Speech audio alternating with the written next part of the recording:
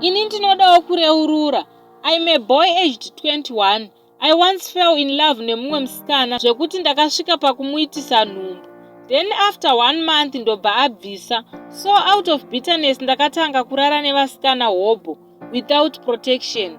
Now ndiri kuziva kuti I have 6 vasikana vane nhumbu dzangu. But ndakadziramba kuti hadzisi dzangu.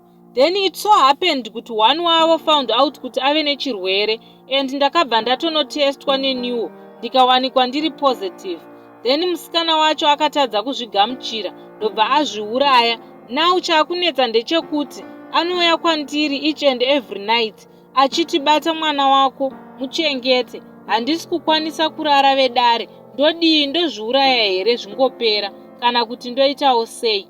Nekuti munhu uyu anotogara achiuya kuhope dzangu achindinetsa usiku hwese kana pese pandinenge ndichida kurara. Anototi auye otondiudza kuti please chengeta mwana wako. Saka handizivi kuti ndoitawo sei. Apa inizvezvi ndiri kutotamburawo, handina kana kwandiri kushanda and handina kana mararamirowo. Zvese izvi zvakangoitikawo out of stress vedu wei. Ndakanga ndisingatodewo kuzviita, but handichazivi kuti ndozvidzora sei ende ndoita sei kuti ndikwanisewo kurarama pakadai. Apa vamwe vose vaya vari kungondifonera vachingotaura nezvenyaya yevana. Apa ina handinawo chandinacho. Ndoitawo sei hama dzangu? Ndiri kutofunga kuti ndozviuraya zvese izvi zvipere nekuti handichazvikwanisi. Ndaita mudoko pazviri. Ndakanga ndangoitawo out of stress, but ndakushaya kuti ndodii nazvo izvezvi.